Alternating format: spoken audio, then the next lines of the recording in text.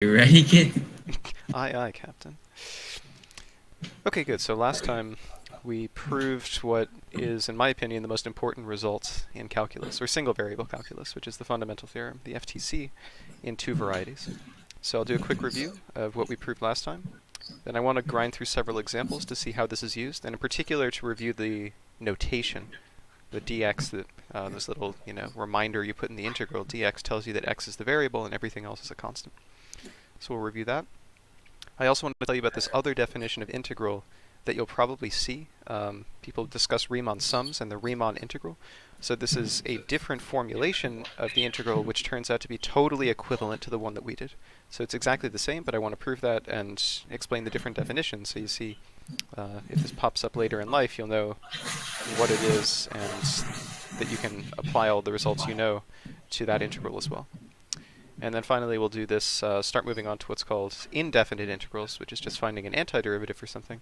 And that'll be, I guess, the last thing, since we'll skip Thursday to prepare for Splash or something. So that'll be the last topic until a week from today. After Splash, we can pick back up. Lovely. Oh, is there immediate thought on the Riemann integral? Is there two forms of, well, not, is there two popular forms of integrals the same way that there's two popular forms of derivatives? By two popular forms, you mean different notations, f prime and ddx? Yes. No, so the Riemann integral is not a different notation, it's a different definition. So instead of saying integral a to b f is, the soup of the lowers, which is the inf of the uppers, that was the definition we used, which is called the Darboux integral. Darboux, named after this guy, Gaston Darboux. You could define it in a different way, where you take a limit as the distance between the ti. Remember, we have this ti plus 1 in the partition. You could take a limit as the distance between the adjacent ti's go to 0. That's a different definition. It doesn't talk about soups or infs anywhere, but it turns out to be the same definition. So since this thing is totally equivalent to the Darboux integral, as I'll show you, we don't use a different notation the way you would write f prime and ddx. Whoops. But they're just, we use integral from a to b for both of them because they mean the same thing. Good question, though. Is that what you were asking? Yes. Good. Okay, other things on the roadmap. I have no thoughts on the roadmap. Excellent. Onward to the review then. So what did we do last time? We were motivating the question of if you have an area function which returns the area under some curve and you take the derivative, what is the derivative of that thing? And we saw by arguing that, well, the derivative tells you how much the area changes if you change the width a little bit, and area is width times height for this rectangle, so when you change the width a little bit, the area should change by an amount which is proportional to the height times that change in width, which is just the statement that the derivative of the area function is the height of the original curve, or f of x itself. So a very simple pictorial argument. We made this more precise by proving the first fundamental theorem, which is the statement that if f is integrable and capital F is its integral from some base point a up to x, and you take a ddx derivative, then it gives you little f, the old function, back. So in other words, differentiation undoes integration, where it's very important in this equation that x appears in the top. Right, so this is, you would not write an equation like this with f of x dx as the dummy variable, right? You should always use a different dummy from places in the bounds of integration so you don't get confused. Okay, so we did that. I emphasize this, which I will emphasize several more times, is that even though the FTC tells you how to compute areas under curves by finding an antiderivative, please do not fall into the trap of thinking that this symbol, the integral from a to b, which means the area under the curve of f from a to b, do not think that that symbol means find an antiderivative and then take the difference at the endpoints. Because there are places where there is no such antiderivative, you just can't find one. But of course the area might perfectly well exist, it's just some area under a curve, so that's just fine. You just can't write down an antiderivative for it. So this is, I think, one of the big things that screw people up when they learn calculus. And then we prove this second fundamental theorem, which is some kind of a more operational thing. It tells you that if indeed you can find an antiderivative, which is a function g whose derivative is f, then the integral from a to b of f is g of b minus g of a. So this, again, only holds if f is an antiderivative. But when you can find such an antiderivative, as you can see, this is very powerful, because it's much more easy to just evaluate the function g at 2 points and difference them than it is to do a partition and compute a limit and do all this work. Okay, one more thing on dummy variables to beat a dead horse from this daily challenge. When we write an expression like integral of f from a to b, remember I said we'll sometimes use a different notation because it's sometimes more convenient to do some algebra under the integral, so we have to know what to do algebra and manipulate this expression, we would have to know what variable it depends on. So we introduce a fictitious dummy variable t, which is not actually there. So we integrate over t, and to remind us that t is a fictitious dummy variable, we put this little dt on the end, which means nothing, but it's just to remind us that t is what is being integrated over. In the same way that if you are taking a derivative of some function, d dx, c times f of x, the dx in the bottom, I mean this symbol, the pieces of this symbol don't mean anything individually, but this is supposed to somehow remind you by I that this guy cares about x but not about c. So for instance, you could pull c out if c is independent of x, but you cannot pull out f of x d dx of c, because the derivative cares about c. In the same way, you could not pull out f of t integral from a to b dt. You cannot pull out f of t from a t integral because t is the dummy variable that you're integrating over. So this simply doesn't work. If you tried to do that, as I've shown here, if you tried to pull out the f of t and then integrate dt from a to x, well, that's the integral of 1 from a to x, which is x minus a. And then you would be claiming that the function f of x is the function f of t times x minus a. But what the hell is t? There was no t. This manipulation is similar to if you had a sum, right? If you have a dummy index on a sum, like k equals 1 to n. What does this mean? This means, well, this means just add up. When k equals 1, this thing is 1. When k equals 2, this is 2. And you add it up to n. So what this symbol means is a sum of integers up to n, and this has nothing to do with k, right? The answer, once you write it out over the dummy index, does not contain the letter k at all. So it cannot depend on k because k is a dummy.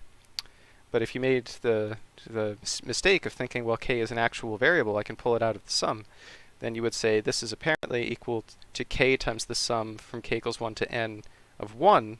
Then you would get an answer k times n, which is nonsense, because now we have a dependence on this fictitious variable k, when indeed the actual answer should have been, by this theorem we proved before, the sum of the first n integers is n times n plus 1 over 2, which has nothing to do with k. So just be careful about this, that the dummy variable is not something which the actual result can depend on. It is integrated over, as we say. Good. Thoughts on the review? I think that's the last part of the review. Review or dummy variables. I have no thoughts on this review. This is, well, was sufficiently clear. Good. Why do I have a oh my, independent. Whoops. Well, I probably won't fix that, but thank you for pointing it out. Okay, let's do some challenges that use this. So, okay, how about this one? So, we consider the two graphs, f of x equals x squared, which I'll draw in pink. So here's x squared. And then there's this other function, say, g of x equals x cubed, which also starts at 0. And I think I've drawn it poorly, but I think there should be a region where this guy is below x squared, and then there's a region where he overtakes him. So it doesn't look quite like this. What'd you say? In that case, I believe it'll occur at 1, where that intersect is. Yeah, it's 1 squared equals 1 cubed. Very good. Okay, so now you know they intersect at 0 and 1, and now I ask you, knowing that intersection point, how would I find the area between those curves? How? I guess we take the area under the larger and subtract from the smaller? Yeah, good, because the area under x squared gives you this whole thing, and then you want to chop off the area under x cubed. Good. So what we really want is integral from 0 to 1 of the upper guy, which is x squared, minus x cubed, and then we write dx to remind us that x is the dummy. Okay, so using the FTC, what is this guy equal to? Using the FTC, let's see. I guess we can... Well, what is this equal to? That's what I just asked you. Oh. Oh. I'd really like to look at a transcript of that conversation, because the sentences were, okay, using the FTC, what is this equal to? And your response was like, using the FTC, long pause, wait, what is this equal to?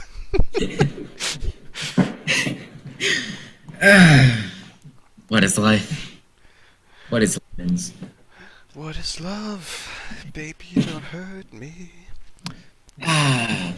Okay, well, first of all, what does the FTC tell us? It says to evaluate an integral, if you can find a function whose derivative is given by your integrand, then you can evaluate the integral by plugging in the endpoints to that antiderivative. So can you find a function whose derivative is this? The derivative of x squared minus x cubed would be 1/3 x cubed minus 1/4 x to the 4th?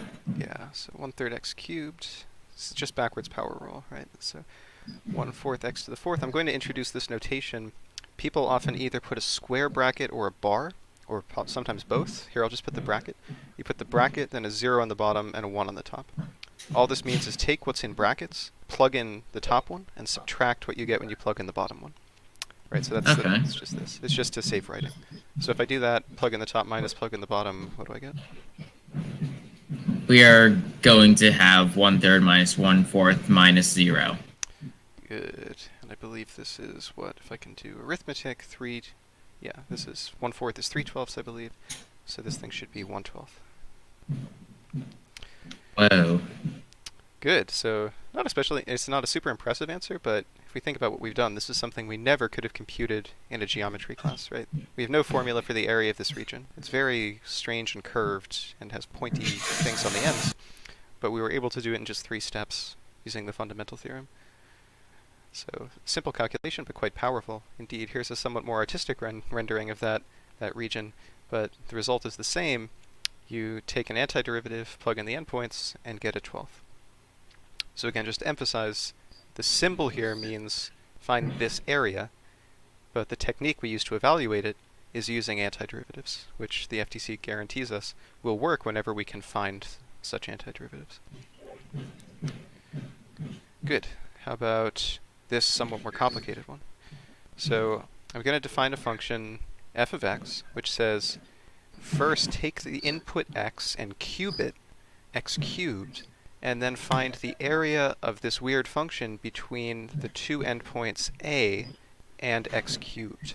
Right, so here's the function. Now notice the fundamental theorem, the first fundamental theorem told us that if we integrate up to x of some function, say f of t dt, this gives you f of x. But it doesn't say anything about x cubed upstairs, so we have to be a little careful.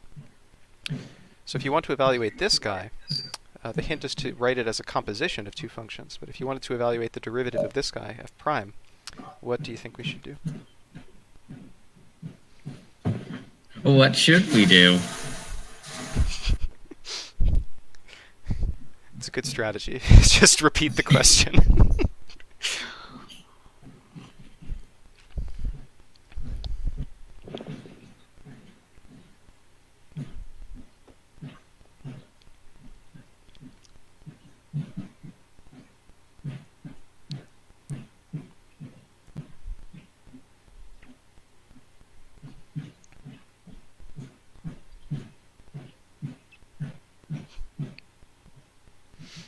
Are you checking that I'm alive?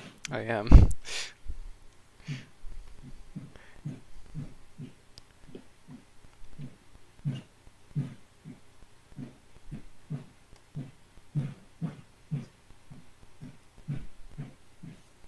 I know nothing of endpoint manipulation. Well, let's follow the hint. So if we have 2 different functions, say b of x is x cubed, and c of x is integral from a to x of the same integrand, but now, again, the endpoint at the top is now x. instead of x cubed, what is f expressed in terms of these new functions b and c?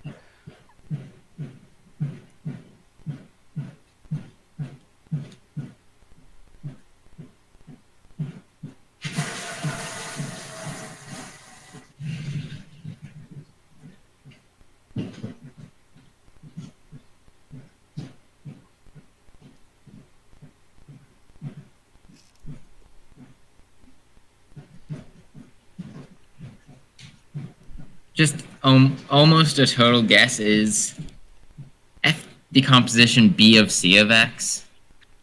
Let's see, b of c of x. So what does this mean? B of c of x means take the expression for c of x and plug it in for x in b. So if we take that, it would be integral from a to x of 1 plus sine squared t dt, and we plug that in for x and b, so we cube it. So b of c of x is the cube of this integral.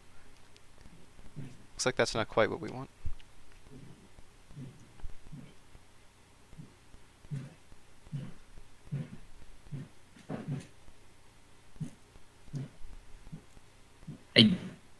Oh. C of v of x. Okay. Because in this case, we're simply substituting b in for x. Yeah, good. So c of b of x, remember how composition works. It means take the expression for the innermost function and plug it in wherever you see the dummy variable x in the outer function. So if we do this, this says write c of x, but everywhere you see an x, replace it by b of x, which is x cubed. So if we do that, the only place we see x is in this upper integrand, so we would replace it with an x cubed, and then leave the remaining integrand the same, because none of this depends on x. This is all just a function of the dummy. And indeed, that's f of x. Okay, good. So we've expressed what we want to differentiate in terms of a composition. So now what is the derivative f prime of x by differentiating the left side?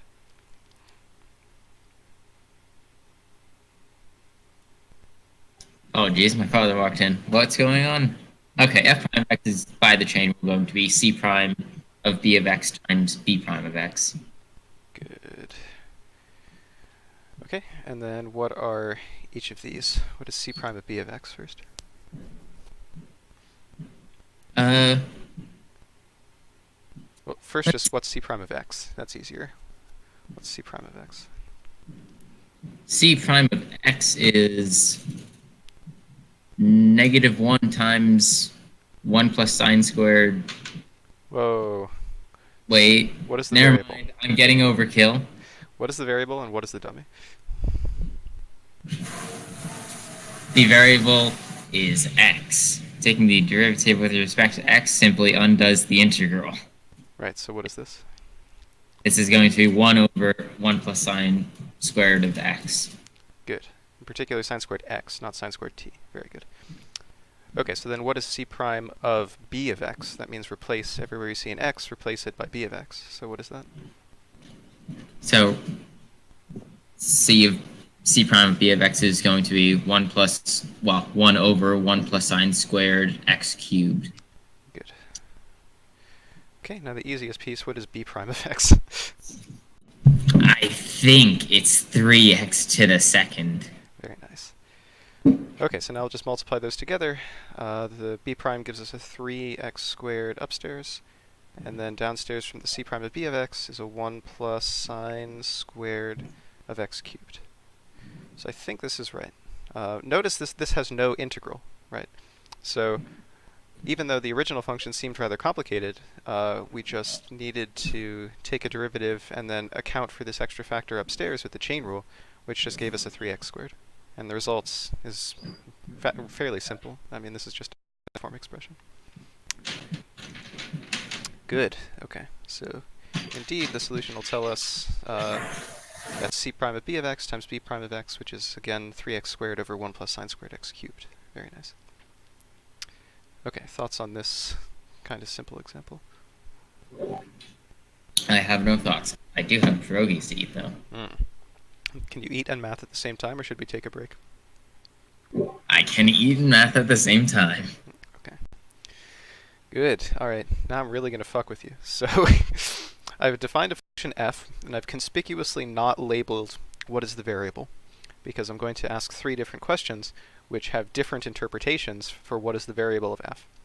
So notice f has an integral from a to x of a dummy s. Notice the dummy is s because of the ds. S over cosine of t, some apparent other variable t, plus sine of s ds. So there are 4 different types of symbols appearing on the right side. There's this, what you would think is the independent variable, which appears in the upper bound of integration. There's what you would assume is a constant a, which is a fixed base point.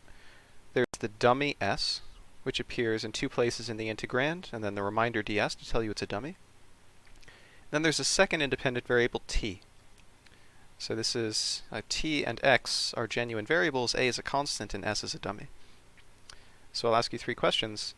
What is df dx? Take the derivative of f with respect to x, holding everything else constant. And then df ds and df dt. So let's start with df dx. So what is that? So df dx. The f on the left side, do I even need to consider that, or is it automatically df dx? Yeah, let's just assume you can ddx the left side, and then ddx the right side correspondingly, right? Okay. Due to...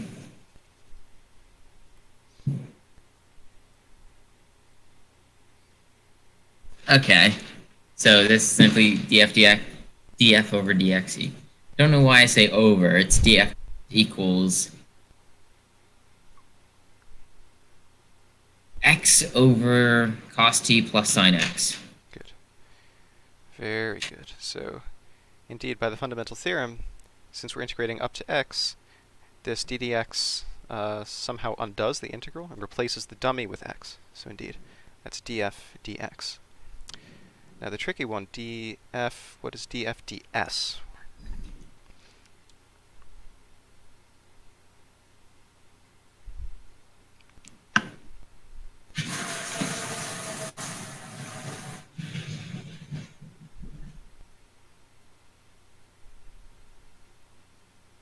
Now, I don't believe that we can do anything about the integral. Do anything about it? As in, evaluate it or manipulate the derivative or something?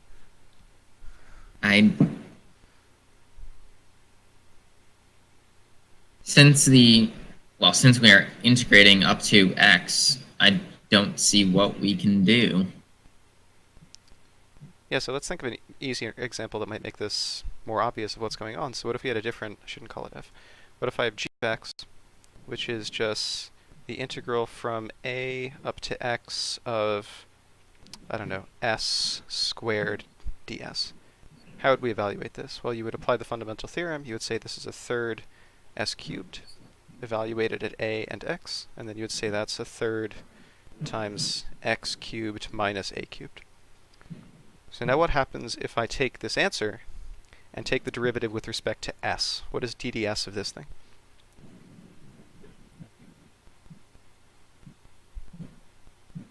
Do you see the letter s appear anywhere? When I started talking, my mic cut out. I believe that the derivative is going to be 0. Yeah, indeed. So your intuition should be, even without doing this calculation, you should just look at this and say, oh, s is integrated over. The left side does not depend on s at all. This is just like if I had said a number n is the sum from k equals 1 to some other n of, I don't know, some function of k. It doesn't matter. Now what if I take ddk of both sides, right? Well, k is summed over, so this just means plug in 1 up to n for k. When you plug those in, there's no dependence on k. So you would say, okay, this is ddk of this thing, but this is just a dummy, so that's 0. So indeed, anything which is integrated over cannot be a variable on which the result depends. It must be independent of that dummy. Or in other words, it must be a constant with respect to that dummy. So good. Okay, knowing that, what is df ds then? I believe that it must be 0. Good, indeed. Okay, so the last one, now pretend that t is the independent variable, so fix x and take a derivative with respect to t. Now what should this be? I believe that...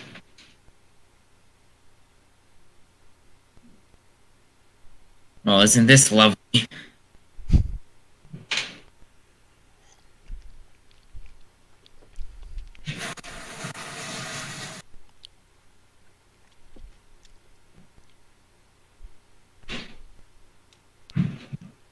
Okay, since t is the variable and is then...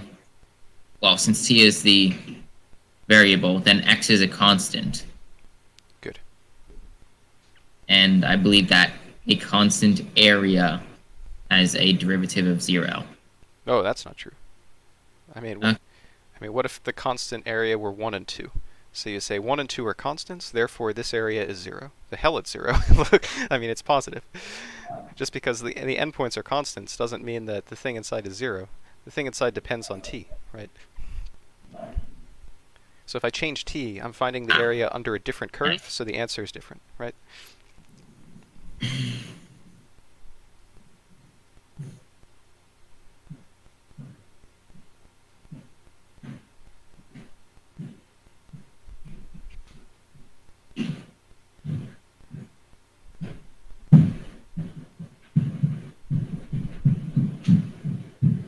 I do not believe that we can apply the FTC here. You're right, we cannot. Yeah, FTC only works if the endpoints have something to do with the variable. So this is d dt of an integral from a to x of s over cos t plus sine s. So we can't apply the FTC because we're differentiating with respect to something that does not appear in the endpoints. But what do you think should be true? We haven't proven this, but what do you think should be true about this expression on the right side?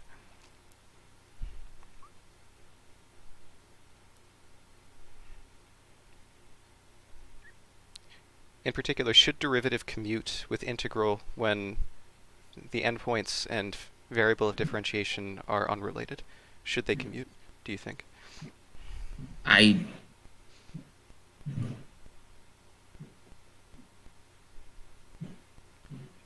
Well, let's think about it. What does this mean? It's kind of a hard question to answer until you think about the definition. So let's just say, okay, this is the soup of the lower sums. So this integral means take, in all partitions, take the sum of the minimum of this function on some interval. So the minimum of the function is certainly going to depend on t. Right? Because if I change t, I'm changing the denominator of this function. So if I make cosine t 1, right? If I make cosine t 1, then the minimum of this function on some interval is going to be different than if cosine t were 0, right? Because the fraction is simply different. So I'm adding up a bunch of minima that depend on t. I add them up from 1 to, I don't know, n times maybe ti minus 1. So my question to you is, if this thing here is a supremum, which isn't actually that important, we could prove it later if you'd like, but you could think of this as just looking at a collection of sums. I shouldn't use the same variable t and t sub i's for the partition. Whatever, let's make the partition pieces pi minus 1. So now the point is that we're adding up a bunch of minima, and the minima depend on t. So there's a question about the supremum, but that turns out not to be a huge issue. We know derivative commutes with sum, right? Derivative commutes with sum. The derivative of a sum is the sum of the derivatives. So if we're taking ddt of a sum of minima that depend on t, if it weren't for the supremum, I would claim that it's obvious that ddt pushes past the sum and hits the m inside. So for similar reasons, you might intuit, you might guess, that since this integral is roughly a supremum of sums, and ddt commutes with a sum, then you might argue, I think ddt should commute with this, and I should be able to take the derivative with respect to t of the integrand inside. That's not a proof, but do you at least think that's something which could be true? Is it sensible why I'm arguing that might be intuitively plausible?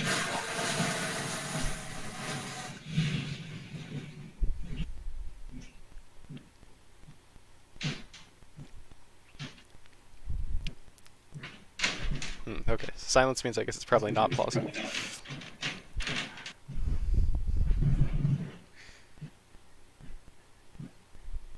I see no reason to believe it. Okay, good, good. You are more skeptical than usual, which is good. You are getting better at this, actually. Um, okay, very good. So indeed, we should probably prove that you can differentiate under the integral sign. Yeah, I don't have it in these slides. Maybe we'll prove that next time. It's a good thing to prove. But, okay, well, I'll just do it. So next time we'll prove that this is actually sensible, that you can differentiate under the integral if your variable of differentiation is not something in the endpoints. So if that were true, which I agree, right now there's no reason to believe that it's true, but if it were, then our answer would be something by the power rule, since this is all raised to the -1, be something like a minus s over cos t plus sine s whole guy squared, and then derivative of the inside would be, I guess, minus sine s all ds.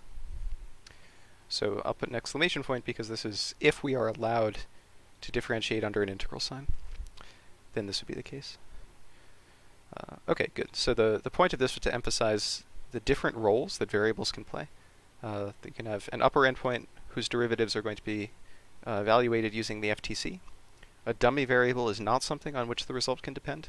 And you can have an auxiliary variable like t, which appears in the integrand but not in an endpoint. And as I'll try to justify next time, these guys you can simply push past derivatives into the integral, which is very different from the FTC, right? So the difference is here, we've killed the integral, there's no integral left. Here, there's still an integral, but we changed the integrand. Good, good, good, good. Okay, thoughts on this example? I do not have any further thoughts. I look forward to this. It's actually a very useful trick. It's normally not taught in Calc 1. Richard Feynman famously, in his book, Surely You're Joking, Mr. Feynman, he speaks about how he learned calculus from a very obscure textbook, different from what everyone else used to learn. And that book emphasized this trick of differentiating under the integral sign. And he later reminisces and says he's very glad he used that weird calculus book because when his colleagues, at MIT or, later Caltech or whatever, Princeton for PhD, I guess, when his colleagues didn't know how to evaluate some integral because they'd only learned the standard tricks, he could always come along and seem like a magician because he had this different trick that no one had learned that he could use to evaluate them. So I guess the moral of the story is to try to learn orthogonal skills. Try to learn things that are different from what everyone else is learning, if possible. But anyway, that's just a stupid side note. So yeah, indeed, the answer is that df dx we evaluate by the FTC and kill the integral. df ds is 0 because s is a dummy. And df dt, if we can push past, we can apply the quotient rule and get this thing, as I argued. Okay, I think I'm one more.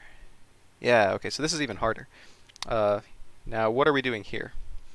F of x is the integral of this function 1 plus sine squared t dt. So this means take this function and find its area between two endpoints. One of the endpoints is a number called a. The other endpoint is itself an area. The upper endpoint is find, again, the same function, 1 plus sine squared s ds. I should emphasize that as you go on in mathematics, you'll be writing, or really I should say in science, you'll be writing longer expressions that involve many dummy variables, and it's considered very bad manners to use the same dummy variable for two different, integrals or sums in the same expression. So I've switched from t to s, but it's the same function. Anyway, so the upper bound of integration says take the same function, find the area under that curve between a different number b and a number x. That's the upper bound. So we do two integrals in evaluating this thing. So, okay, there's a typo here. This should clearly be lowercase f prime, but up to that small issue. If I wanted to write f as a composite of two functions, maybe call them b and c again, how would I write that? And then how would I take the derivative?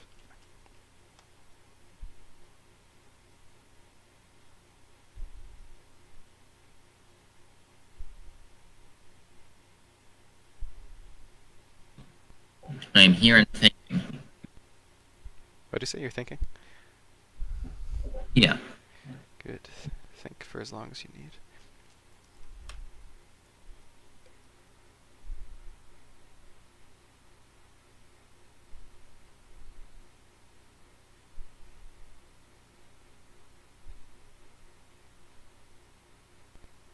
I believe that we can let we kind of have if I were to let the endpoint be equal to x, we would have some kind of self-replicating thing. Oh, I'm saying, yeah, you're saying it's almost like it's recursive, except for the fact that they have different endpoints, A and B, right? Not kind of. Yeah, I see what you mean, though. Good. Other observations about this?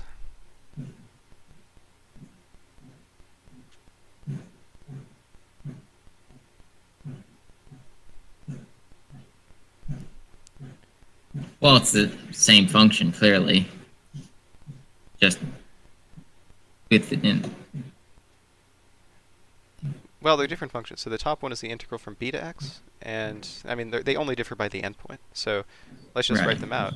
If one of them, b of x, were the integral from a up to x of 1 plus sine squared, I guess I'll write it like this, sine squared t plus 1 dt, and then this marginally different function c of x, which is integral for b to x of 1 plus sine squared s plus 1 ds, then repeating the argument from before, how would I write f as a composite of b and c?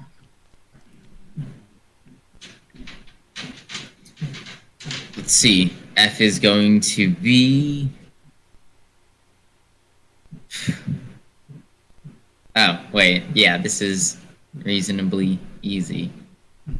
F of x equals b of c of x. Good. You got the order right, indeed, because we want to plug in c into x in b, right? That's what b of c of x means, because we want the top guy, the top bound of integration, to be the one which has the b in it. Okay, so let's chain rule this. So what's f prime now? F prime equals b prime of c of x times c prime of x. Good. B prime of c of x times c prime of x. Let's evaluate each of these. Let's do the easier one first. So what's c prime of x? So c prime of x is going to be 1 over sine squared x plus 1. Yeah, sine squared x plus 1. Okay. That's actually the same, as you can tell, because the endpoint doesn't matter for FTC. So that's going to be the same, of course, as you pointed out, as b prime of x, when you were saying the functions are basically the same. So the only thing we have to do left is, what is b prime of c of x? This is the only tricky part. So I guess we can begin by commuting. Wow. We see that 1 over sine squared of x plus 1 equals b prime of x, right? Yeah. So we simply insert c of x. Yeah, so you basically say take where I see x in this expression and put this whole integral. Is that what you're saying? That is what I'm saying. Good. I think that's right, although it's a pain in the ass to write. So it's 1 over 1 plus sine squared of the integral from b to x of 1 over 1 plus sine squared SDS. Sine squared SDS. I'm running out of space, but that's fine. So, indeed, then the full expression for f prime of x, which we'll see from this, is, well, c prime of x, which is 1 over 1 plus sine squared x, times that ugly thing, the b prime of c of x you just told me, which is 1 over 1 plus sine squared of the integral from b up to x of 1 over, can I use s? Yeah, I can use s because I haven't used s yet. Sine squared s ds. So this function is somewhat more ugly. It's interesting, though, that there are two different endpoints that appear here, right? There's a and b. Of those two endpoints, the answer for the derivative depends on the b endpoint, which is the endpoint of the integral, which is itself an endpoint. It doesn't depend on a. Maybe that's not so surprising, because you would have said, okay, by the FTC it should not have cared about the lower endpoint anyway, but it still cares about the endpoint of the integral in the upper endpoint. Good. Also notice that this depends on x in two different places, right? So there's sine squared x here, and it depends on x inside this integral. So it's a pretty messy function, but it's a perfectly legitimate function. Good, good, good. All right, thoughts on this? I have no thoughts. All right. Hopefully this is all pretty straightforward. I'll have some other calculations like this for you to do. Probably not this week because I have easy stuff for the DCs until Splash, but then we'll get back to some stuff like this to make sure the FTC is super intuitive. I don't think I even wrote a solution for that one. Yeah, I skipped the solution because it was too ugly to write. But I'm fairly confident that we just wrote is correct. Good. All right, let me tell you now about Riemann sums and the Riemann integral. So let's recall the definition of the integral we've been using up till now.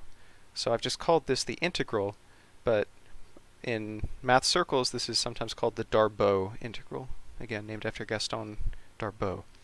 So the definition that we've seen is that the integral from a to b of f is the supremum of all lower sums in all partitions P, which must be equal, if this thing is to be integrable, to the infimum of all the upper sums. So this is a very nice definition of integral. It leads to elegant-looking proofs, as we've seen in the past several meetings. And to emphasize that this is the Darboux definition, people sometimes call those L and U, the lower and upper sums, they emphasized and call them the lower Darboux sum and the upper Darboux sum. So just to remind us of what they look like, here I've put in green, this is the lower Darboux sum, right? So this is just adding up the areas of rectangles whose heights are the infimum of this red curve on each interval, and then the gray ones in the back are the upper Darboux sums. So this is the base, the first core principle from which we constructed all of the ideas about the integral. But you could have a very natural question. You could have said, okay, well that's fine. You had to take the sup and inf on every interval, but as you saw when you were implementing it in Python, it's kind of a pain to actually find the sup and inf on every subinterval. It's actually easier to just pick a bunch of random points and then look at whichever one is biggest and smallest and say, okay, that's approximately my sup and inf, right? So obviously that's not truly the sup and inf, but you might ask, how important is it that we actually use the sup and inf rather than just some other random choice of point in each subinterval? What if instead we just said, all right, chop the whole thing into subintervals again, but just take, I don't know, the center one or something? Would we get a different answer with a different rule for choosing points, say x sub I, in each interval from t sub I to t sub I plus 1? So it's a very natural question. Let me just restate it a little more cleanly on the next slide. So again, as I say, the natural question is, what if we had a different rule for picking a single point out of each partition? So one obvious one to think about is, instead of taking the sup and inf, chop this guy into subintervals and just look at the midpoint of each subinterval. So you look at the midpoint, you find the height of the function at that midpoint, and use that height to get an area, right? Then you just add up those areas, and then perhaps make the subintervals smaller and smaller. You could ask, what does that give you? Does that give you something different? Or you could pick a somewhat more, arbitrary choice. You could say, I'm always going to pick the left endpoint, right? So regardless, we saw several examples where we always pick the left endpoint for, say, the inf, if this function were strictly increasing, right? If this guy's strictly increasing, we always pick the left endpoint.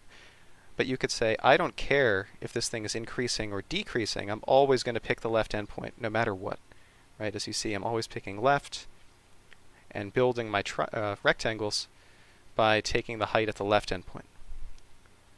So this is sometimes called a left Riemann sum, which is always picking the height at the left endpoint regardless of whether it's a superinf. And again, you could say, does doing this and taking a limit of some sort give me the same answer as the Darboux integral, which used the lower and upper, or the sup and inf, on each subinterval? Okay, well, so far I've just been drawing pictures. Let's try to get down to what we're really trying to talk about. First, one more piece of intuition for what we think the answer should be. So you would think that since the lower sum is constructed by using the inf on every interval, and the upper sum, the upper Darboux sum, is constructed using the sup on every interval, you would think that any other rule right? Any other rule for picking points, like the midpoint, the left, or whatever. If you pick any point on the interval, by definition, that point must lie between the inf and the sup. So if you add up a bunch of areas by choosing points in any other way, you would think that those things also have to lie between the lower and the upper. So if that's true, and if this function is integrable, which means the supremum of the lowers equals the infimum of the uppers, you might argue that any other rule is squeezed between those two values, and you should get the same answer for the area. Or in pictures, here's what I've drawn: the pink, or I don't know what color this is, salmon or something. This top right quadrant, this is showing lower sums. So this is lower Darboux. The bottom left with the green guys, you can see these are always the sups on every interval. So this is the upper Darboux. And then these other guys, the blue and yellow areas, are chosen using some arbitrary rules. I think that this blue guy up here is always taking the right endpoint. Yeah, this is a right Riemann sum. And this yellow guy is a left Riemann sum. And then this plot here, which is a little busy, but if you just focus on this plot, what is this plot showing? On the y-axis, this is showing the total area, and on the x-axis, so that's area going up and down, on the x-axis it's the number of points in the partition.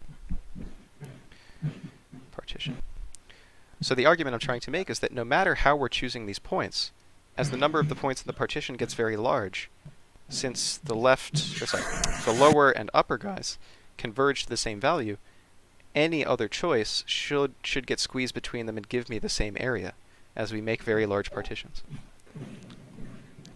That's the intuition which I'd like to prove somewhat more carefully. But before I do that, is the idea coming across? Yes. Why did I only see the plot when you commented on it? Oh, this thing, because it's kind of hidden. Looking at the graphs, and then it just appeared.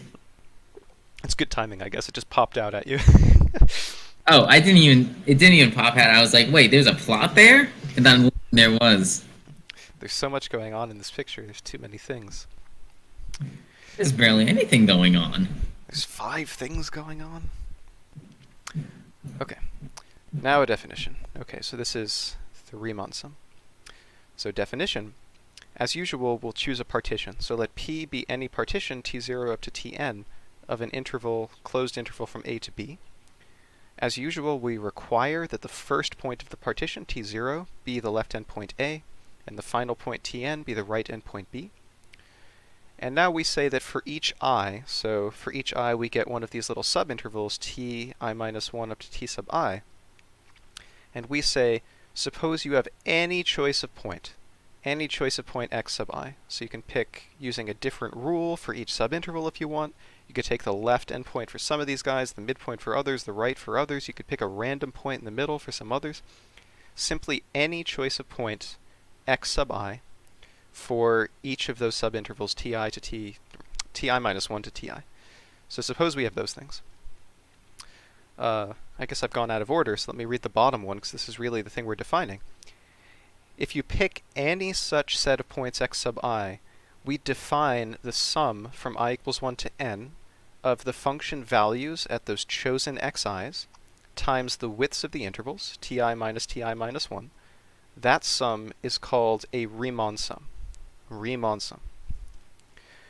So clearly, the things that we've been discussing, the lower sum is a Riemann sum, because if the function achieves its infimum on each subinterval, which it should if the function is continuous, so assuming f is continuous, I shouldn't say we should assume that, because not all integrable functions are continuous. So let me say this. If f is continuous, then the lower sum is an example of a Riemann sum. Why is it an example? Because the lower sum is the sum of the f of the infimum points, and that is one particular choice of point in each subinterval, right? Because if f is continuous, it hits its infimum on each subinterval. U of fp, if f is continuous, is another example. The left sum that we just saw is another example. The rule is just pick for each x sub I the left endpoint. The midpoint is another choice.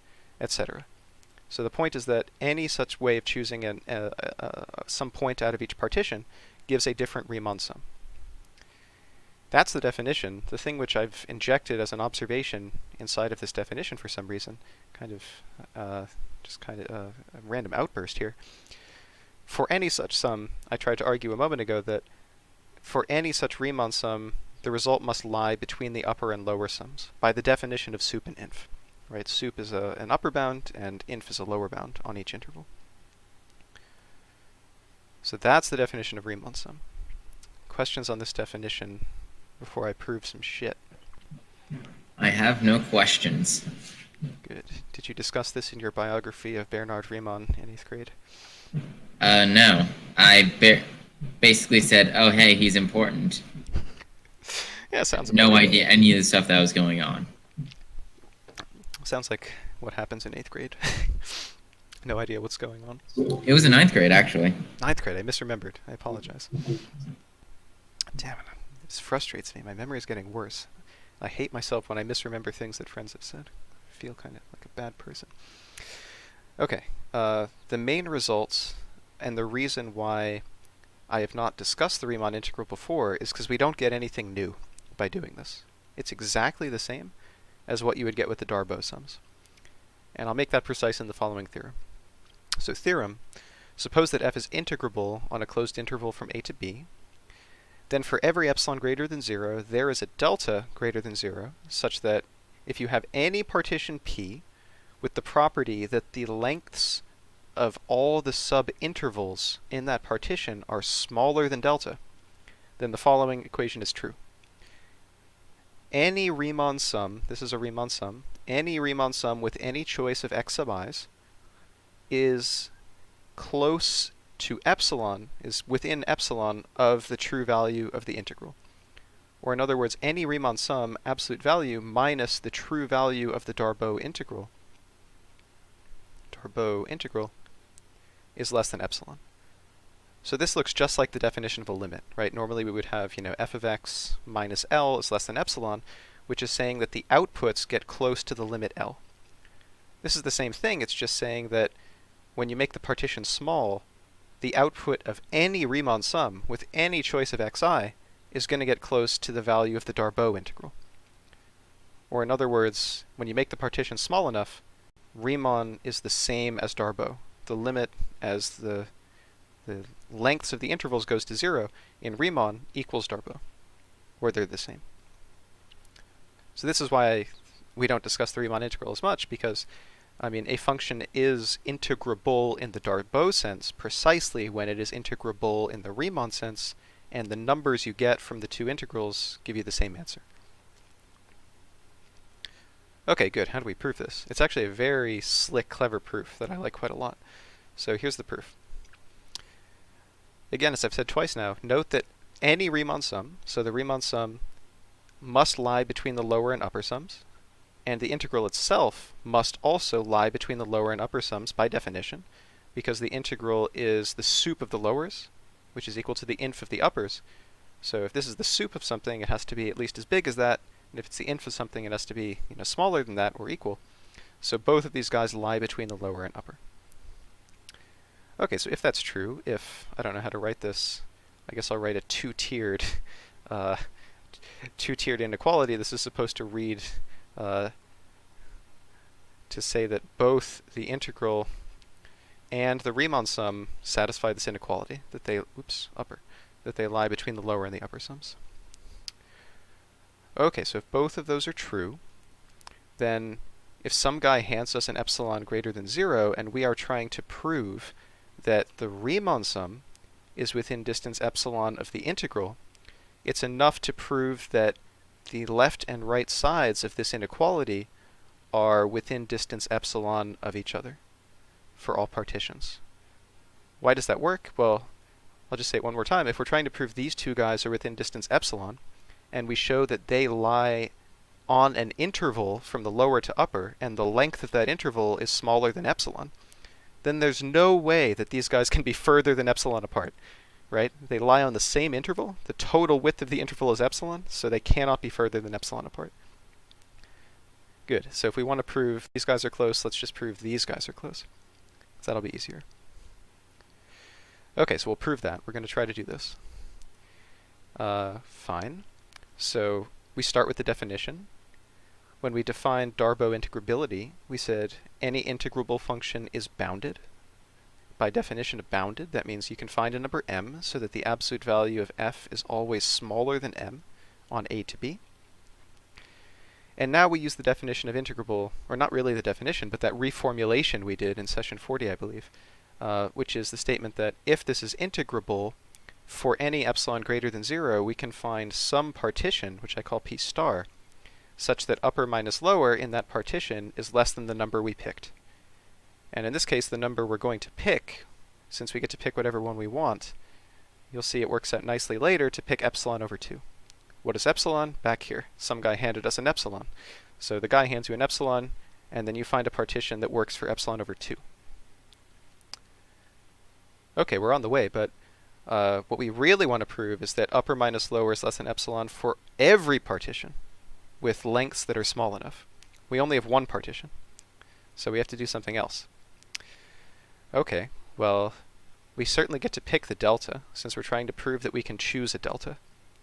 So again, it will look like this is being pulled out of a hat, but it turns out to work. We choose this value of delta. I should tell you what all the letters are here. So delta has to be less than epsilon over 4mk. What is epsilon? Again, that's the thing the guy handed us. What is m? That's the upper bound that we chose by boundedness. What is k? That one's tricky. That's the number of points in our partition p star. So we're guaranteed that, I misspelled partition, but we're guaranteed that a parition p star exists. Just count how many points are in that partition, apparently 0 up to k, and use that number k to choose our delta.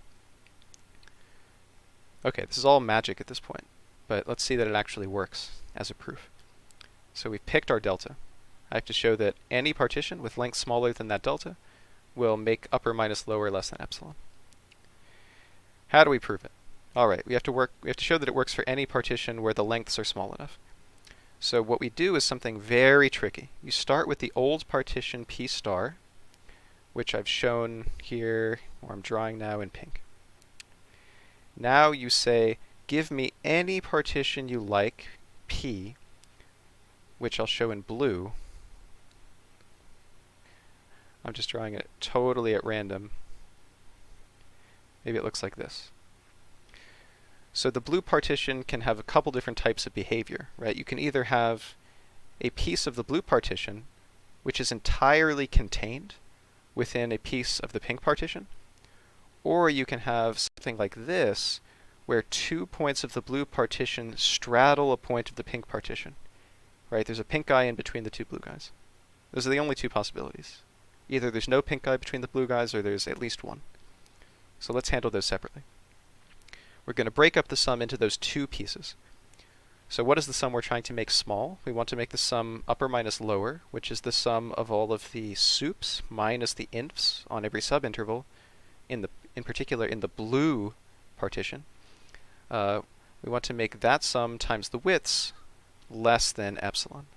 So this is what we want to prove. This is less than epsilon. To do that proof, and this is the tricky part, we split it into two sums. The first one we split it to is only the terms in the sum where the blue guys do not straddle a pink guy. In other words, only those I for which the interval ti minus 1 up to ti is completely contained within one of the pink intervals, which are the u's. So these are the uj, for instance. So for example, in the picture, the sums that look like that are like these guys. So these are only the pieces of the sum where the term, or the endpoints lie entirely within a pink guy. Okay, so how do we bound that sum? Well, that sum is certainly a subset, or it's, what am I trying to say? Each of those guys is going to be a sum of an inf minus, oh my god, a sup minus an inf on a subinterval of one of the intervals that the pink guy is already seeing. Or said differently, I guess this guy is summing up some but not all of the sup minus inf times lengths that the pink guy is doing. Right? Because these are only those subintervals contained in the pink guys. So that sum being a subset of the terms appearing in the pink sum, and all of those terms are positive because it's sup minus inf. If you have a subset of the positive terms, then you must be smaller than the sum with all of those positive terms. But the sum with all of those positive terms is exactly this guy back here, u in p star minus l in p star, which is less than epsilon over 2. So the first piece, the no straddlers, are less than epsilon over 2. Okay, but that's not the answer, because we still have to account for the second guys, the guys who do straddle. So this is the second piece of the sum. You now look at all of the terms that do straddle one of the pink guys, and we have to bound these as well. So this guy straddles, everybody fucks. Okay, so this is only the eye where there is a pink guy lying between two blue guys. Now this is my favorite part of the proof, because it feels so slick. How many terms can there be in this sum? How many terms that straddle a pink guy could there possibly be? Well, there's the pink guys only run from pink guy 1 up to pink guy k minus 1, or pink guy 0 up to pink guy k if you like. So there are at most k minus 1, the number of pink guys. There are at most k minus 1 terms in this sum, right? Because you can only straddle one of these guys once. So if there's k minus 1 pink guys, and we're only counting terms that straddle a pink guy, you can only straddle them once, then you can only have k minus 1, the number of pink guys, in this second piece. Okay, but this is very tricky. So there's only at most k minus 1 of them. What could that sum possibly be? Well, on each of those subintervals where you straddle, there's k minus 1 of them. What is the biggest that that term could possibly be on a subinterval? Well, we know that f of x is always less than the upper bound m that we picked, and smaller than the lower bound minus m.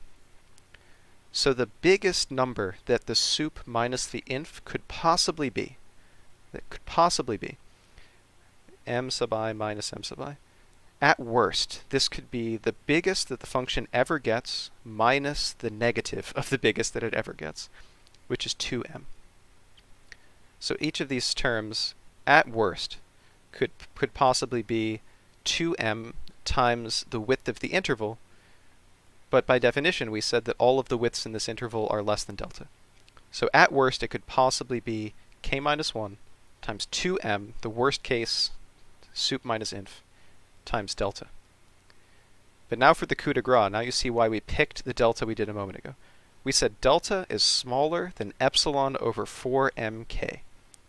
So this sum is less than, I'm just copying the first part, delta, bad m, delta is less than, well, I'll write it like this, epsilon over 4mk. This was the clever choice. Why was this clever? Because the 2's cancel, so there's now a 2 downstairs. The m's cancel. K minus 1 is less than k. What's left is an epsilon over 2. So the second piece is strictly less than epsilon over 2. That's the magic. So anyway, the punchline is we broke the sum that we want to prove is less than epsilon into 2 pieces. The first piece is smaller than epsilon over 2. The second piece is smaller than epsilon over 2. So the whole thing is less than epsilon, and that proved the claim.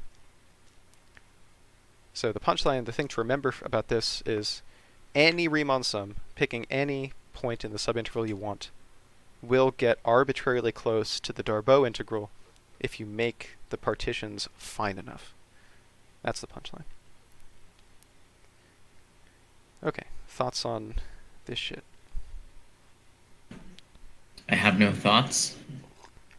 I looked at your clock and saw it was 4:47 and was confused because I thought we did a slide a minute. Yeah, we're not. I don't know when we actually started, but haven't gone that fast. Well, let's see. I can look at this. Start at 3:37. Actually, we're only an hour in, so it probably won't go 2 hours. An hour and 10 minutes, I guess.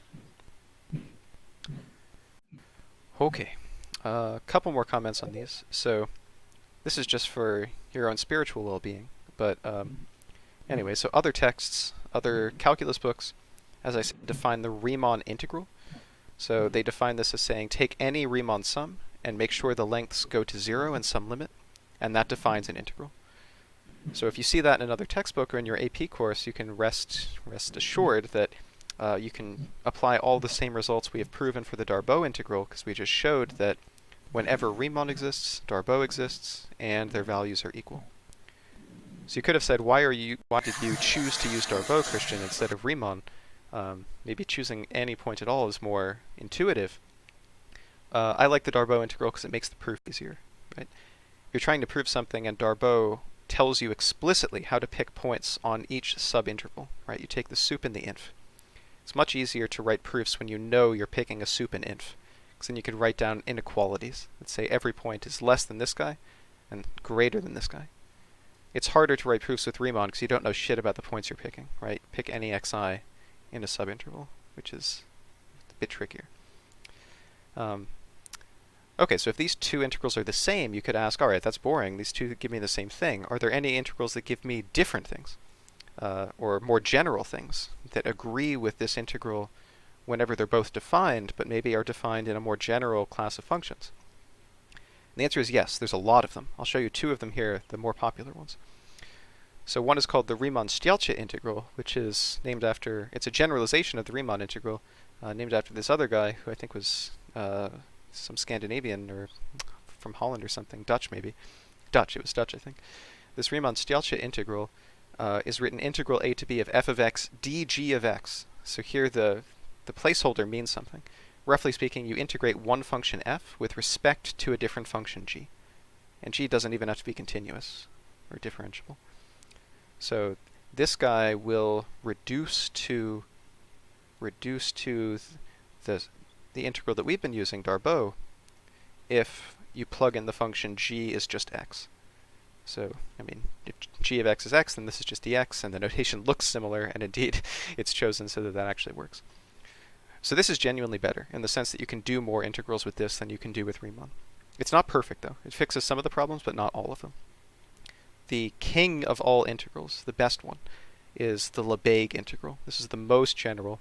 It's what's used in probability theory, some stochastic processes, and this is the most, powerful integral. And this thing integrates a function f with respect to a more complicated object called a measure. It's written with the Greek letter mu. So just as an example, this function that we saw before, which is, say, 1 on the rationals, right, and 0 on the irrationals. So it looks like this. Maybe I should use a different color. So it looks like this up here and down here. So we proved that this is not Darboux integrable. You probably remember that proof. We just wrote down all the lower sums in any partition and showed that they are always 0. So L of fp is always 0. U of fp is always 1. So you can never make the lowers approach the uppers. Therefore, it's not integrable. But this function is Lebesgue integrable. You can integrate this function using Lebesgue, and as it turns out, integral of f d mu using the standard measure on the real numbers is 0. So there's a well-defined integral for this strange function, which is 0, but only if you use Lebesgue and not Darboux. Darboux will tell you can't do it. It's too hard. Okay, so that's just kind of a sort of for culture that I think you should see, but this is not something that you'll ever have to use in your life, I think, because really the only people who learn about the Lebesgue integral are math majors, so this is not something that ever appears in physics or chemistry or other sciences, so it may be of less interest to you. But okay, questions on the different flavors of integral? I do not have any questions. Okay. Why was that so drawn out? I was just going to say, that was a very dramatic sort of sentence. Okay. I feel obligated to show a couple boring things while I'm on this topic. So, there are a couple other ways of approximating the integral that do not fall into the category of Riemann sums that I just described. I don't think they're very interesting. These are not mathematically interesting, but if you are writing a program to do numerical integration, these are fairly they will give you better accuracy. And the real reason why I'm telling you about them is because these things are a pain in the ass. They take a long time to compute by hand, and it's very easy to make errors. And those two things are why that they are stressed in AP Calculus courses. You will be asked to compute things like this by hand, possibly on the exam, because it's stupid and a waste of time, which is precisely what they want. So what are they? I'm not going to do any examples because I think this is cruel and unusual punishment. But one example is we approximate the integral by partitioning the interval into subintervals again, but instead of rectangles, we simply use a trapezoid. What is the trapezoid? Well, you pick the value of the function at the left endpoint and the value at the right endpoint and connect them by a line. Right, so it's almost the same thing, but instead of a rectangle, which was a horizontal line, now we're just using a slanted line, which you would think is going to give us a better approximation to the area.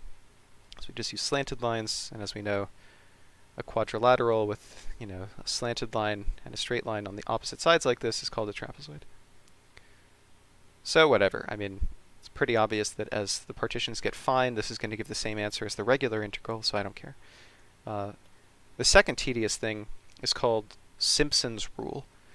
So there's two ways to define it. The way that I think is usually used is the definition of this guy is partition your interval again, but instead of rectangles between points, you pick a parabola. So between every pair, well, I guess every triple, I should say, between every triple of points in your partition, you find the parabola P of x, which best fits between those two guys and some intermediate point M. And then you find the area under this parabola, which you can just write down. I mean, we know how to find areas under parabolas now. So that's fine. I mean, you could write out a formula that will do this by hand. By a happy coincidence, this weird thing of picking a parabola just so happens, and you could prove it, that this gives you the same answer as if you used a Riemann sum that just picked the midpoint of every subinterval. So you just make a rectangle using the midpoint. And then you also use the trapezoid rule, which we showed a moment ago, and then take the average of them. So if you average midpoint and trapezoid, you get... Actually, I drew this pretty well because you can kind of see that these are going to cancel out, and you're going to get the same area under the red one as in the average of the brown and pink ones. But it just so happens that Simpson is the average of these two. But it's a pain in the ass to compute, so I don't really want to do any examples. Okay. Any questions on these fairly tedious approximation techniques? I was kind of expecting one of those approximation methods to have something to do with derivatives again. Ah, good. So let's see. How would you use derivatives? So you would want to use derivatives or the slope of the function on this interval to kind of guess how you should choose the shape to minimize the error or something? Was that the idea? Perhaps. Yeah, there might be ways to do that. I don't actually know any off the top of my head, but that's an interesting idea. Yeah. It's just a totally random thought. Because I think from the start I thought that we would be doing something along the lines of taking the derivative in each subset or whatever. Oh, so differentiate in each subinterval to find slopes or something? Along those lines, yeah.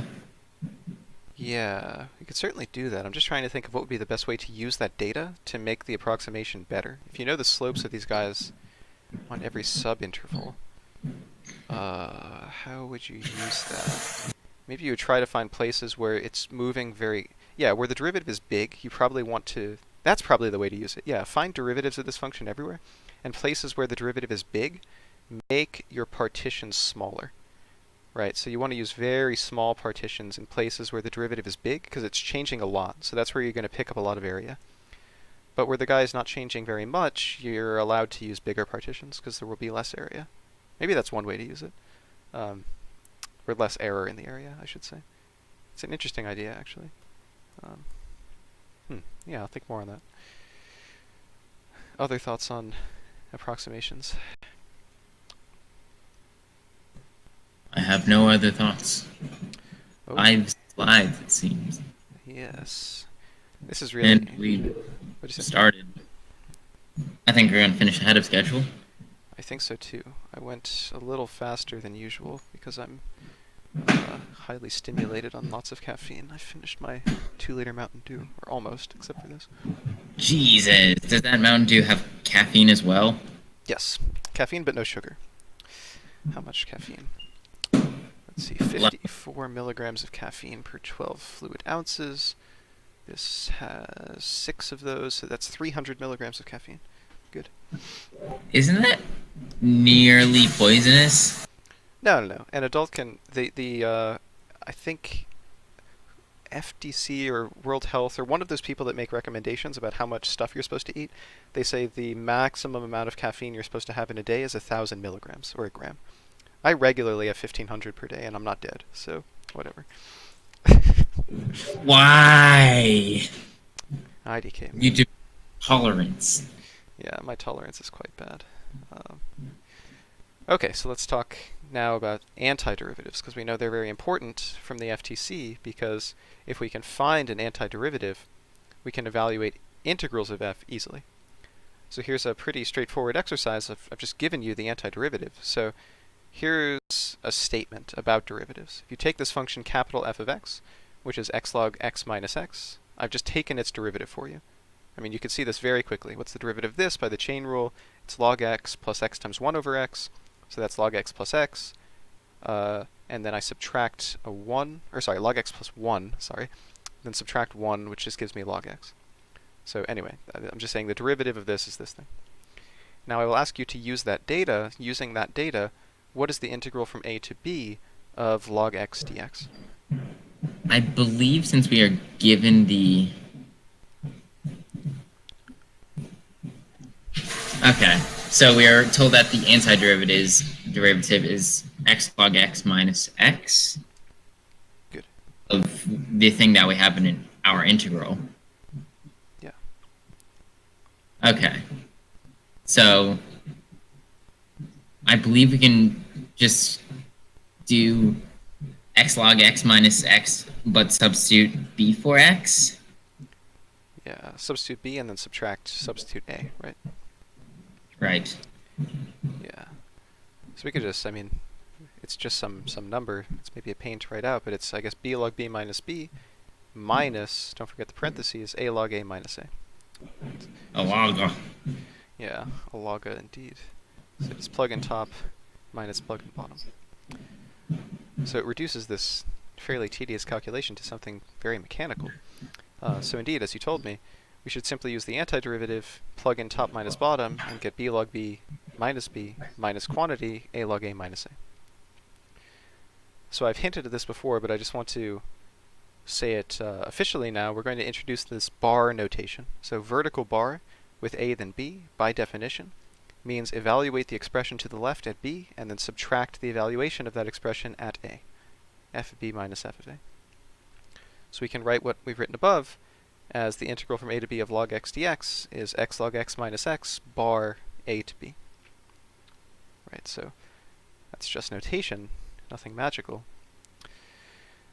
But now this is kind of the starting point for the second half of this chapter, chapter 5. So in the remaining sessions, we're going to try to find, or part of what we're going to do, we'll do some other stuff as well, but one of the goals will be finding a bag of tricks for computing antiderivatives. And as you'll see, they more or less correspond to the backwards versions of the rules that we have for computing derivatives.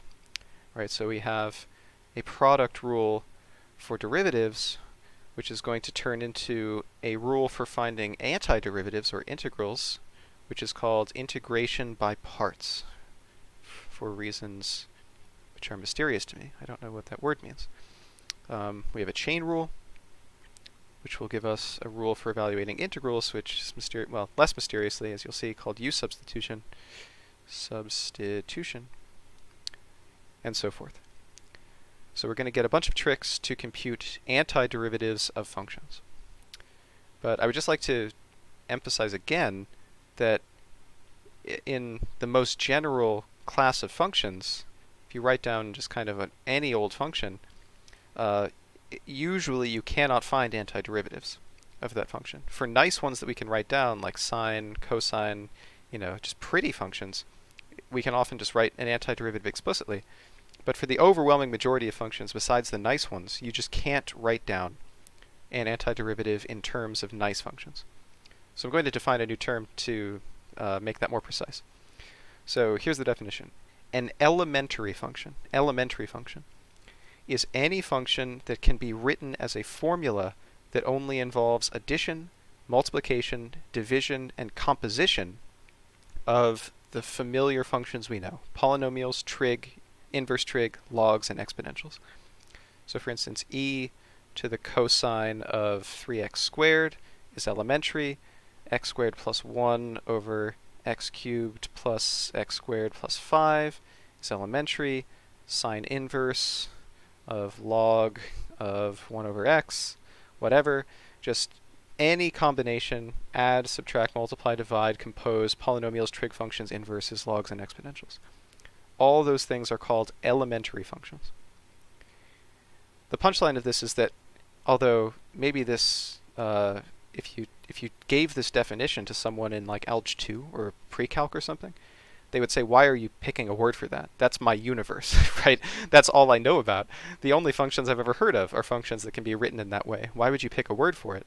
And the reason we pick a word for it is because the overwhelming majority of functions are not like that. Wait, why would they say that's the universe if piecewise exists?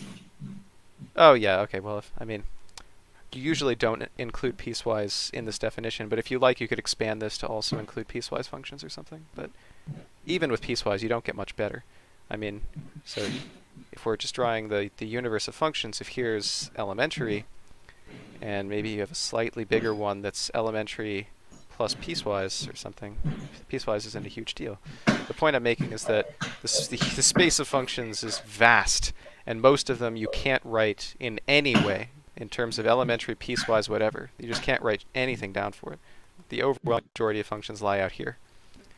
And part of our goal with integrals is to kind of move outside our very tiny home in the space of elementary and piecewise functions to understand some of these other functions that we just can't write in that way. And where do matrices fall into here? Or are they not at all? Good. So that's a somewhat different question. So matrices, I guess, matrices with just numerical coefficients, like, I don't know, a, b, c, d, but not functions. So these, I guess these are elementary linear functions. If you want to extend the definition to higher dimensions, these would be elementary functions on R2. Right, so the definition I'm giving here is one variable, R1, right? R1. So matrices are elementary if they just have numbers, but they're elementary functions on a different space, R2, because they have two inputs, x and y. That's matrices with constant coefficients. But, of course, you could say, all right, well, I'm going to let these guys be functions now. F of, I guess I shouldn't use the same letter, but these are functions of something else, f of s, g of s, I don't know, h of s, k of s or something. And then you could just plug functions into the components of your matrix, and then you're just back to this definition. So then you could ask, okay, are matrices elementary? I don't know. Look at the components. Are those components elementary? If yes, yes. If no, no. Yeah, so good question, though. You could extend this whole discussion to matrices, and then you're doing multivariable calculus, basically. Oh boy. Yes. Okay, so why am I saying this? Here's a very common example. This is one of the most important functions in statistics. Not this function, but its antiderivative. So suppose I say, find an antiderivative for e to the minus x squared. So that means we want to find a function f of x so that its derivative, f prime of x, equals e to the minus x squared. This is not elementary. So f is not elementary. That means no matter how hard you try, this is not a statement, by the way, that it's like no one knows how to write this in terms of elementary functions. I mean, you can write proof that there is no combination of polynomials, trig functions, inverses, logs, exponentials, or piecewise, in fact, in this case, or piecewise even, There is no combination of those operations, no matter how long you could use every piece of paper in the universe and write these functions, you will never express this antiderivative f in terms of those things. You just can't do it. It's somewhere out in that giant universe of functions that we can't see with our paltry sticks and rocks of, our very naive polynomials and trig functions. It's just out there in the wilderness. So what does that mean for us? Well, it doesn't really mean anything. I mean, it still exists. This is why I've emphasized many times that a function is not a formula. The antiderivative of this guy is guaranteed to exist by the first fundamental theorem. There exists a function whose antiderivative is e to the minus x squared. What is that function? Here it is. It's e to this thing. I shouldn't use x twice. E to the minus t squared dt. That's the definition. Def. So this is why I'm hammering this point home, that the symbol here does not mean find an antiderivative. Because people who think that coming out of AP Calc, they think this symbol means find an antiderivative, then they go into a higher, like an advanced statistics course, and we write down the definition of, by the way, this is called the error function, erf of x. Definition of erf of x. It's this. And then people get very confused. They're like, that's not a definition, you have to evaluate it. And the professor will say, what do you mean evaluate? They'll say, well, you have to find a function, an antiderivative, whose derivative is this, and you have to plug in the endpoints. And the professor says, no, that antiderivative is erf, which is what we're defining. And the student will say, that doesn't make sense, that's circular. You can't define this in terms of a thing that tells you to go find it. And then the student is confused and they fail statistics. But you will not be confused because you know that this does not mean find an antiderivative and plug in the endpoints. This means find the infimum of all the upper sums, guarantee that it's equal to the supremum of all the lower sums, and then that area defines a function. So that's the point, is that this thing allows us to define new functions in a totally rigorous way, like erf. And it exists and it's fine, but you just cannot write it as some closed form expression in terms of these other guys. Good, okay. Turned into a bit of a rant as usual, but thoughts on this thing? I do not have any thoughts. Wait, did you go back? Oh, wait, yeah, you went back a slide. I was confused, like, wait, where did this come from? Yeah, I accidentally hit a button. Damn it. That's what I want. Okay. All right. I don't have any thoughts. Yeah, I think I did. You did say that. Good. Okay, last thing. Here's our last definition. All right, so I'll define a new symbol for you. Let f be integrable, and I'm defining this symbol integral of f without any endpoints. So there's no a and b downstairs. I have not defined this symbol yet. It means something totally different when there's no numbers at the top and bottom. You can still write it either integral f or integral f of x dx with the dummies if you like, doesn't matter. This symbol is called an indefinite integral of f. So this symbol means, what does this mean? It means the collection of all functions g, I guess I'll say of x, so it's a set of all functions g of x such that g prime of x equals f of x. So the indefinite integral just means the set of all antiderivatives, right? Set of antiderivatives. For notational reasons, it's often easier not to write it as a set explicitly, but to have the reader assume that by putting in a constant. What do I mean by that? Well, for instance, suppose you want to write down the set of all functions where the function's derivative is x to the fifth. Well, we know x to the 6th over 6 works, because by the power rule, when you differentiate, this gives you back x to the 5th. But there's another function that works, x to the 6th over 6 plus 1. That still works, because when you take the derivative, the 1 gets killed. Plus 2 works, of course. We've seen this many times. You could put a 10 here. You could put a pi squared over e. You could put whatever you want. They're all constants, so they differentiate to 0. So the shorthand for that is to write this as x to the 6th over 6 plus c. And this is being sloppy, but this really means the set of all functions x to the 6th over 6 plus c, where c is a real number. So we're talking about a set of functions. But this is a pain to write, so you just write it like this. Okay. That's. So is this similar to making the leap from limits to prime in derivatives? Limits to prime. Let's Like how we quit talking about the derivative at a point and started talking about the derivative? Oh, yeah, I guess. Yeah, you could say that. So this is, if you like, you could think of this as saying, this is the thing which will generate definite integrals, right? In the sense that this has definite integrals for any pair of endpoints encoded in it, because now if I want for any a and b, x to the fifth, I just take this guy and plug them in and difference them. Right, so what you're saying is that integral from a to b of f is like f prime of a with a specific point. I guess I shouldn't use the same letter. But you're saying this guy is a number on the left, this guy's a number on the right, it's a slope. And now we're going to this guy, which is the collection of all things which would give you derivatives, which is similar to f prime of x. Is that what you're saying? Yes. Okay. Good. Yeah, I think that's basically true, with the small caveat that if you start thinking like that, then you might fall into the trap of believing that this guy is defined by saying find an antiderivative and then evaluate them.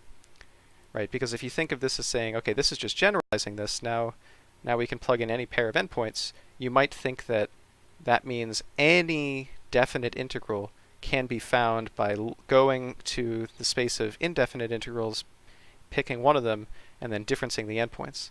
But that's not the definition, right? The definition is the area under the curve. This is a very convenient trick for evaluating them, but we should be careful to understand that that's not the prescription which is meant by this symbol, to look that up. I actually don't like this notation for that reason, because they look too similar.